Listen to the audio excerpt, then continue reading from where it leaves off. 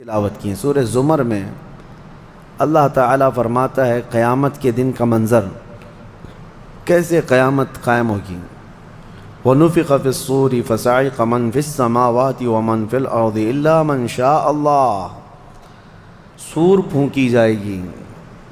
ہوگا یہ کہ ایک وقت آئے گا اس کا جب دنیا اینڈ ہونے والی، ختم ہونے والی۔ سائنس بھی آج اس بات کو تسلیم کر رہا ہے کہ یہ جو سولار سسٹم ہے اس کی ایک عمر ہے، اس کی ایک ایج ہے، اس کے بعد یہ ختم ہونے کے قریب آئے گا۔ تارے اپنی اپنی عمر مکمل کر کے بلیک ہولز میں جا رہے ہیں۔ گیلیکسی کے اندر جو سٹارز ہیں ان کی عمر ایک لیمیٹڈ عمر بتائی جا رہی ہے، اس میں سورج کی بھی عمر ہے، چاند کی بھی عمر بتائی جا رہی ہے۔ یہ سائنس کی باتیں ہیں، لیکن اللہ نے قرآن میں فرمایا چاند اور سورج یہ ٹکرا دیے جائیں گے، تارے ایک دوسرے سے سب ٹکرا دیے جائیں گے۔ اذا الشمس کورت واذا النجوم انکدرت، 30ویں پارے میں اللہ تعالیٰ نے اس میں فرمایا جب سورج کو یعنی ٹکرا دیا جائے گا اور ستارے آپس میں ٹکرا دیے جائیں گے اور سورج کالا ہو جائے گا، یعنی کچھ نہ کے برابر رہ جائے گا قیامت کے قریب۔ وَإِذَا الْجِبَالُ سُيِّرَتْ، اور پہاڑ جو ہے نا اڑا دیے جائیں گے اور سمندروں میں آگ لگا دی جائے گی، زمین پوری ختم کر دی جائے گی۔ اور سورہ قارعہ میں آپ نے پڑھا ہوگا یوم یکون الناس کالفراش المبثوث وتکون الجبال کالعہن المنفوش، تم لوگوں کو دیکھو گے کہ پتنگوں کی طرح سے اڑ رہے ہوں گے، اور پہاڑوں کو دیکھو گے کہ روئی کا پہا جو ہوتا ہے، روئی کا پہا اس طرح سے پہاڑ بکھر چکے ہوں گے۔ اور اس کے بعد یہ قیامت جو آنی ہے اس کا یعنی پروسیس کس طرح سے، شروعات کیسی ہوگی، وہ ایک لمبی گفتگو ہے۔ مختصراً عرض کرتا ہوں کہ آیات حضور اکرم صلی اللہ تعالیٰ علیہ وسلم کی احادیث میں جو نشانیاں بیان کی گئی ہیں اس اعتبار سے قیامت کے قریب بڑی بڑی نشانیاں آئیں گی۔ دجال آئے گا، دابۃ الارض آئے گا، یاجوج ماجوج نکلیں گے، پھر اس کے بعد سورج پچھم سے نکلے گا۔ یہ سب بڑی بڑی نشانیاں ہیں۔ حضرت عیسیٰ علیہ السلام کا نزول اس سے پہلے، یہ سب ہو جانے کے بعد پھر روئے زمین پر سے مسلمان ختم ہو جائیں گے۔ پھر ایک وقت آئے گا کہ جب سب لوگ اپنے اپنے کاموں میں مصروف ہوں گے، کوئی کسی کو پڑی نہ ہوگی، اور پھر دنیا میں سب اپنے اپنے کاموں میں اس طرح سے مصروف ہوں گے، کوئی کپڑا کاٹ رہا ہے، کوئی دودھ دوہ رہا ہے، کوئی کھیتی باڑی میں ہل چلا رہا ہے۔ اللہ تعالیٰ قرآن میں فرماتا ہے کہ تم دیکھو گے ان زلزلۃ الساعۃ شیء عظیم یوم ترونھا تذہل کل مرضعۃ عما ارضعت وتضع کل ذات حمل حملھا، اچانک ایک سور کی آواز آئے گی۔ وہی سور آج ہم نے تلاوت میں پڑھا ہے۔ اسرافیل علیہ السلام اللہ کے ایک فرشتے ہیں، ایک باجے کی شکل کی چیز وہ لے کر کھڑے ہیں، وہ بجانا شروع کریں گے۔ شروع میں دھیمی دھیمی آواز آئے گی اور یہ آواز بڑھتی چلی جائے گی، یہاں تک کہ یہ آواز اتنی سخت ہو جائے گی کہ جو جہاں تھا وہیں کھڑا رہ جائے گا۔ کپڑا کاٹ رہا تھا اس کے ہاتھ سے کینچی گر گئی، جو کھیتی باڑی کر رہا تھا، ہل چلا رہا تھا، وہ وہیں کا وہیں رک جائے گا۔ دودھ دوہنے والا اس کا ہاتھ ویسے ہی رہ جائے گا، یہاں تک کہ حاملہ عورتوں کے پیٹ سے بچہ نکل کر گر جائے گا، جو عورتیں حمل سے ہوں گی۔ اور اس کے بعد پھر ایسی غشی، پھر سب پر موت طاری ہوگی اور زلزلے آئیں گے اور پوری زمین کو ہلا کر کے ختم کر دیا جائے گا۔ یہ قیامت ہے، یہ قیامت ہے۔ سور پھونکنے پر سارے انسان جتنے روئے زمین پر ہیں سب کے سب ختم ہو جائیں گے۔ اس کے بعد اللہ تعالیٰ فرماتا ہے ثم نفخ فیہ اخری، پھر دوسری بار سور پھونکنے کا حکم ہوگا۔ لیکن کیسے؟ سور جب حضرت اسرافیل علیہ السلام پھونکیں گے، پہلے انسانوں کی موت، پھر یہاں پر جتنی مخلوقات ہیں، جنات ہیں، جانور ہیں، سب کی موت، چرند پرند تو چھوڑے، نباتات، یہ پیڑ پودوں میں کی جان ختم۔ چاند سورج کو جب ختم کر دیا گیا تو پھر کوئی چیز ہی نہیں، ستارے، چاند، سورج سب بلکہ اللہ تعالیٰ کے جتنے ملائکہ ہیں، جبرائیل امین علیہ السلام سے لے کر دوسرے ایک فرشتے تک، سارے ملائکہ کو بھی موت آئے گی، سب موت کے شکار ہوں گے، اور سارے جب انتقال کر جائیں گے تو پھر بچتا کون ہے؟ صرف حضرت اسرافیل علیہ السلام، جنہوں نے سور پھونکا۔ اب ان کو سور پھونکنے کا حکم جو تھا وہ کہا جائے گا روک دو اب۔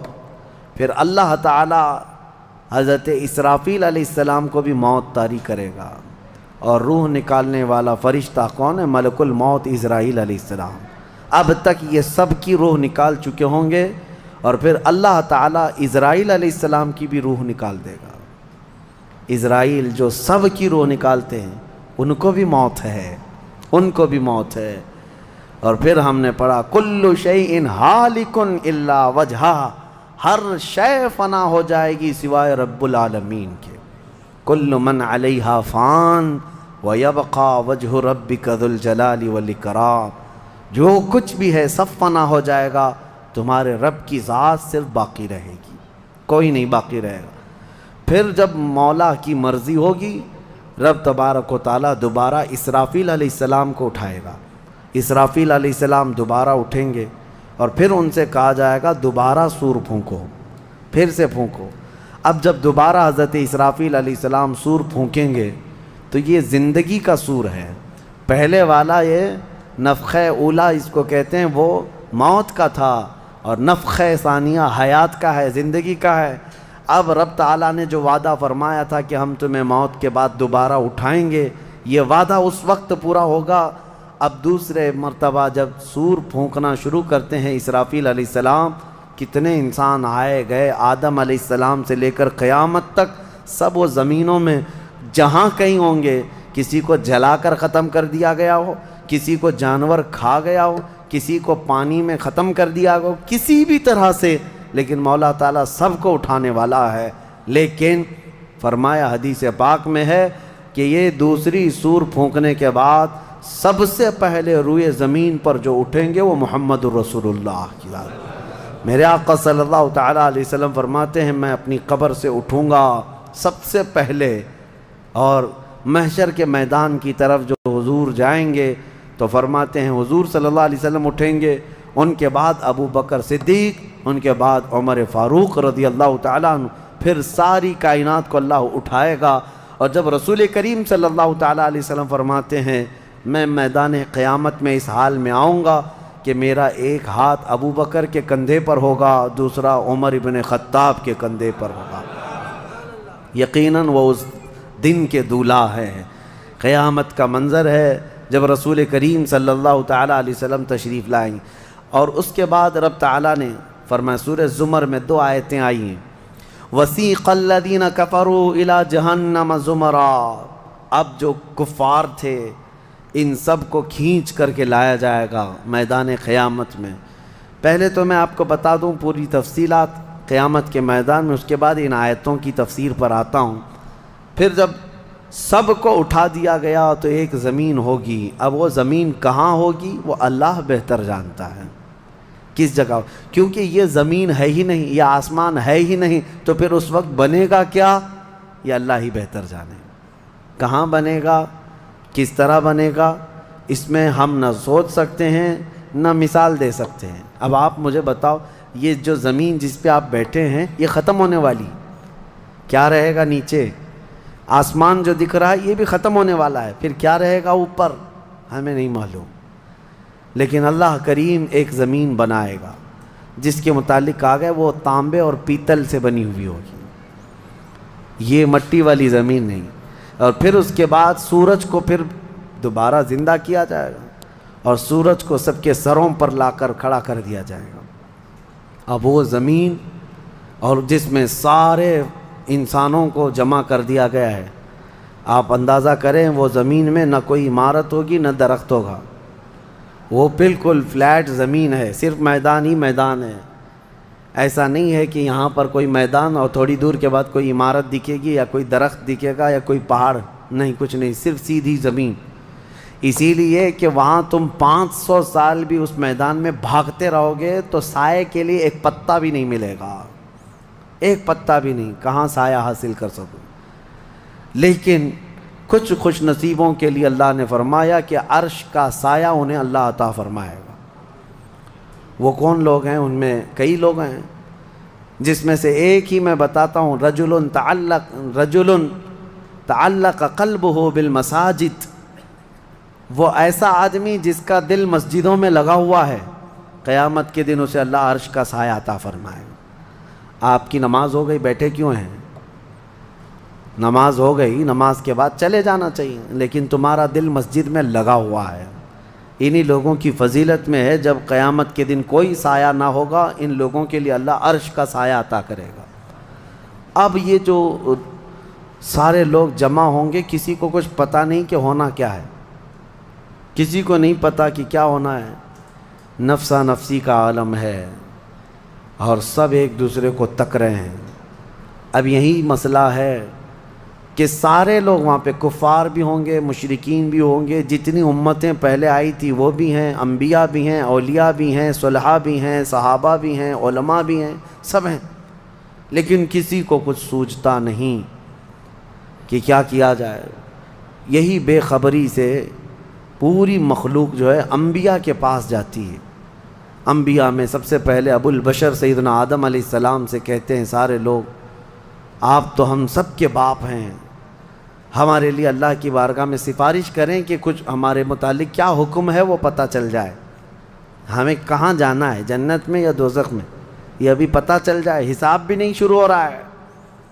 تو آدم علیہ السلام نے فرمایا، وہ فرمائیں گے کہ اے لوگو جاؤ، اس لیے کہ مجھے ڈر ہے اللہ کریم کی بارگاہ میں نے جنت میں وہ ممنوع شجر کا جو پھل کھا لیا تھا، مجھے آج بھی اس کا احساس ہے کہ کہیں رب تبارک و تعالیٰ مجھے اس پر عتاب نہ فرما دے، جاؤ کسی اور کے پاس۔ جتنے نبیوں کے پاس یہ قوم جاتی تھی وہ انبیاء کرام یہ کہتے آج ہمیں خوف ہے اللہ کریم کی بارگاہ میں، وہ قہار ہے، وہ جبار ہے۔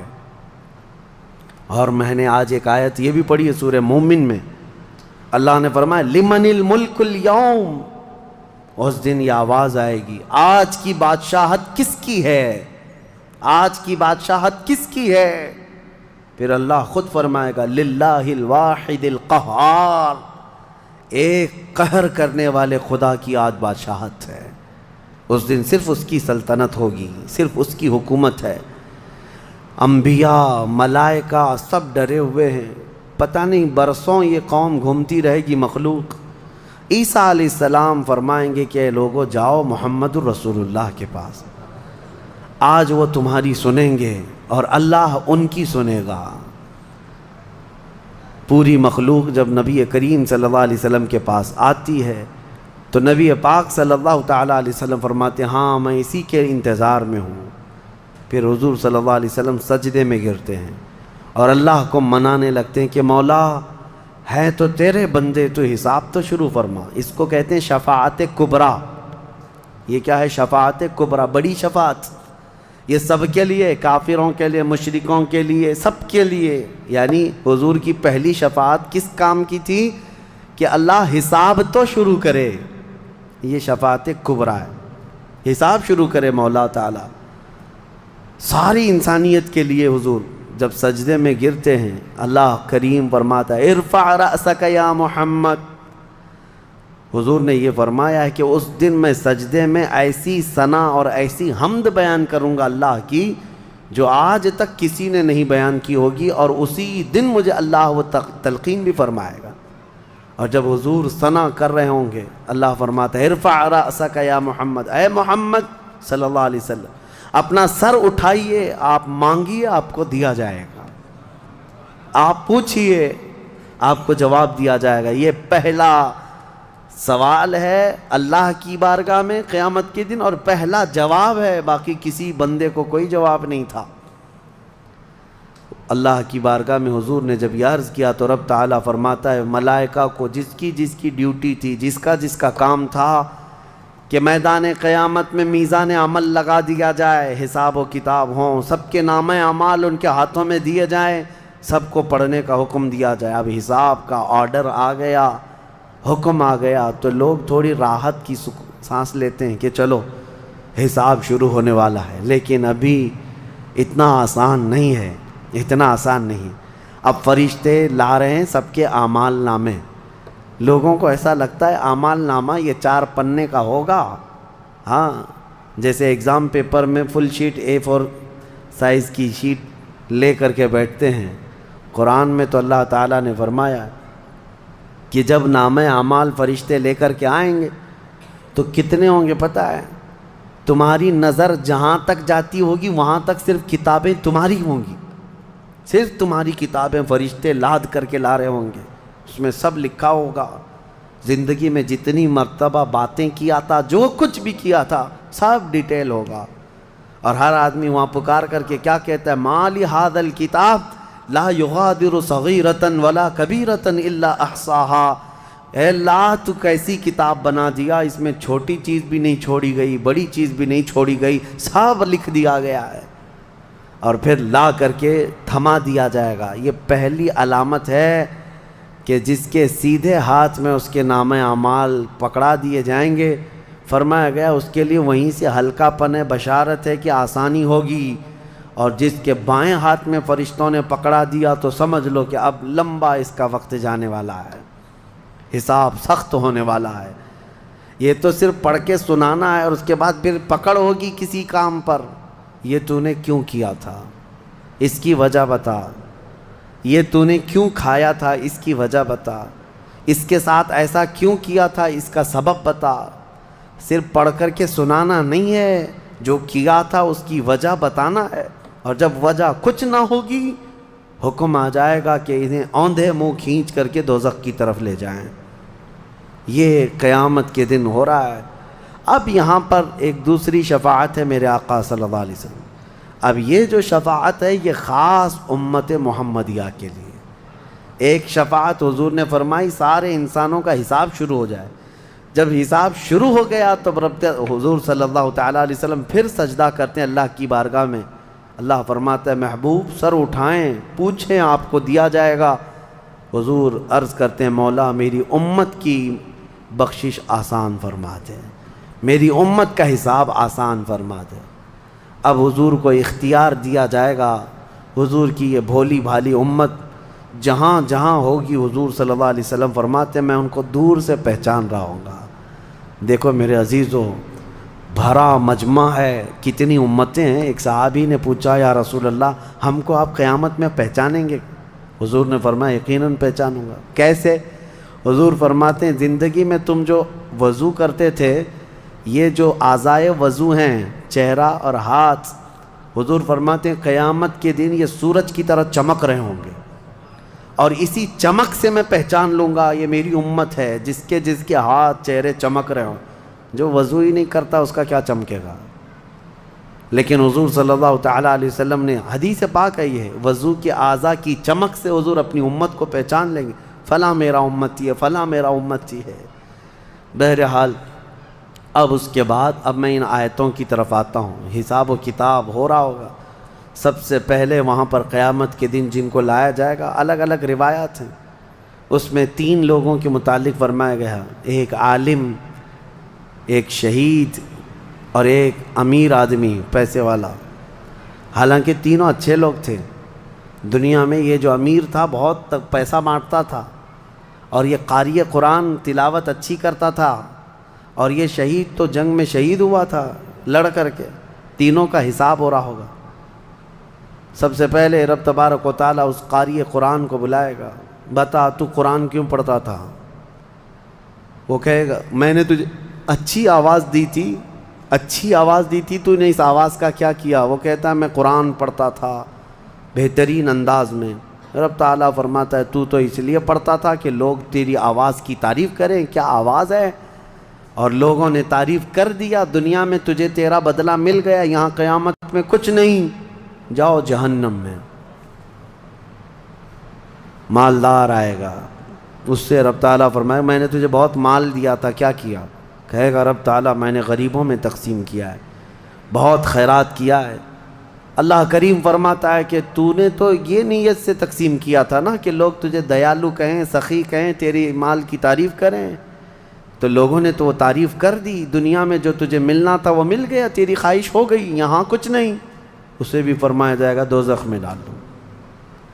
تیسرا جو شہید ہے اس کے لیے بھی رب تعالیٰ فرماتا ہے میں نے تجھے جوانی دی تھی، کیا کیا؟ کہا اے اللہ میں لڑتا رہا کافروں کے مقابل میں اور اپنی جان دے دیا۔ فرماتا ہے رب تعالیٰ کہ تو یہ سوچتا تھا نا کہ لوگ تیری بہادری کی تعریف کریں، لوگ تجھے بطل جلیل کہیں، مجاہد کہیں، تو یہ لوگوں کی تعریف سننے کے لیے کرتا رہا۔ اگر تیری یہی خواہش تھی اور لوگوں نے تیری تعریف دنیا میں بہت کر دی، اب یہاں تیرا کچھ نہیں ہے، اسے بھی دوزخ میں بھیج دیا جائے۔ یہ ریاکاری ہے۔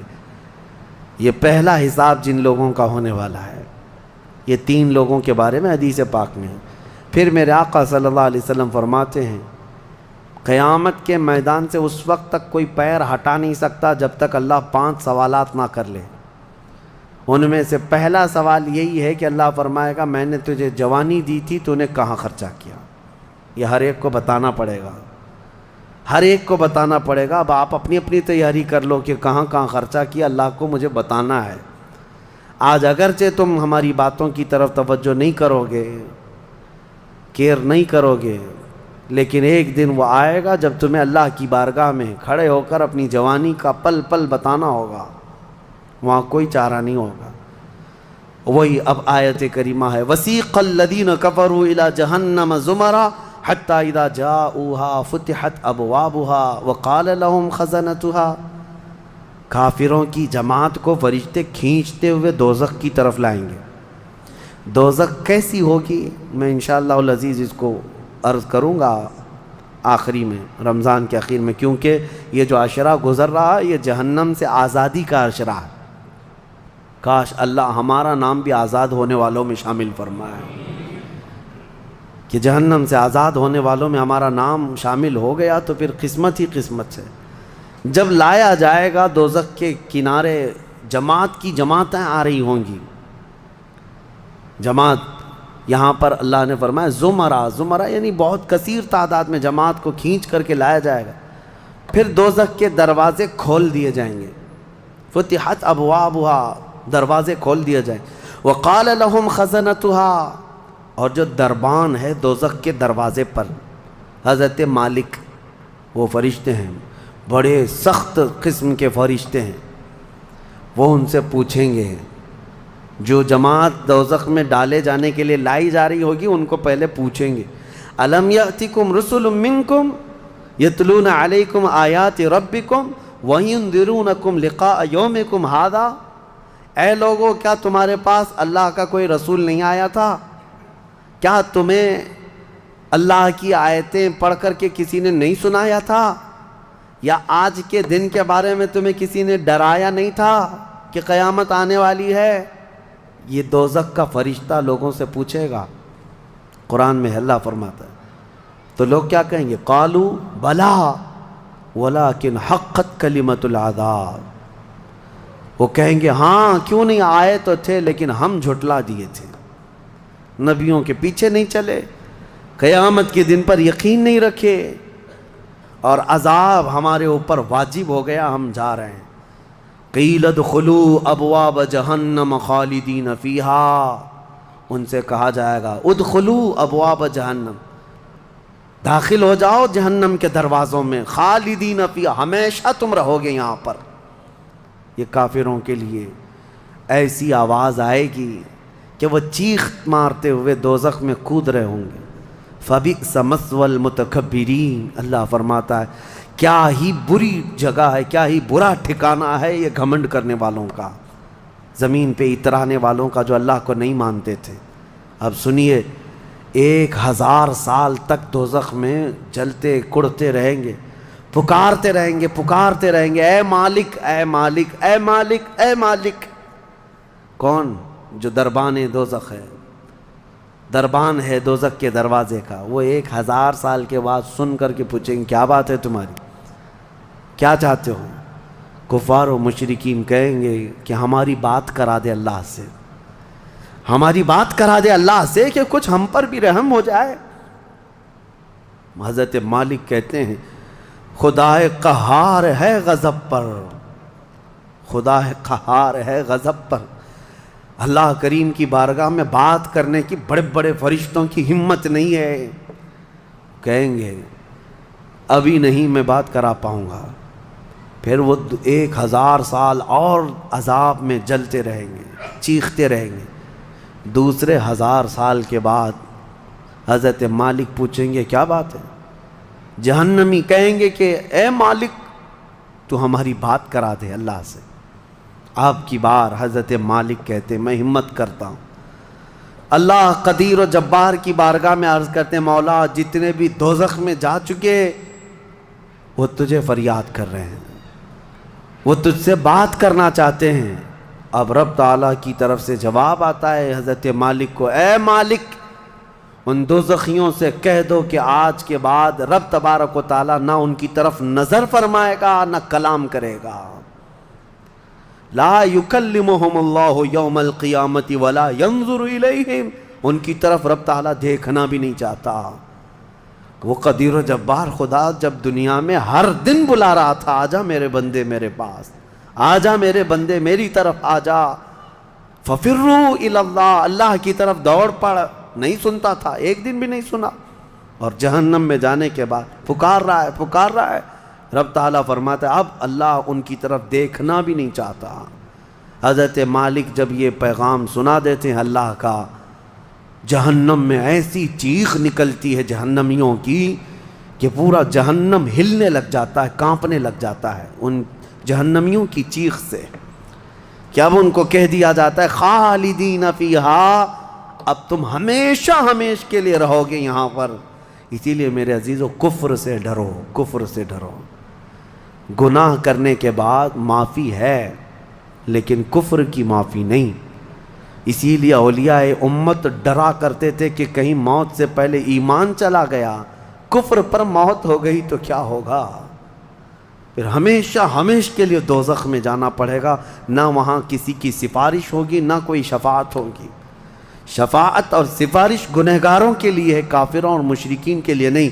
قرآن میں اللہ نے فرمایا ان اللہ لا یغفر ان یشرک بہ ویغفر ما دون ذلک لمن یشاء، بے شک اللہ تعالیٰ اس کے ساتھ کیے ہوئے شرک کو اور کفر کو ہرگز معاف نہیں کرے گا، اور اس کے علاوہ جو کچھ بھی کیا ہے اللہ سب معاف کرے گا، کفر کو اور شرک کو معاف نہیں کرے گا۔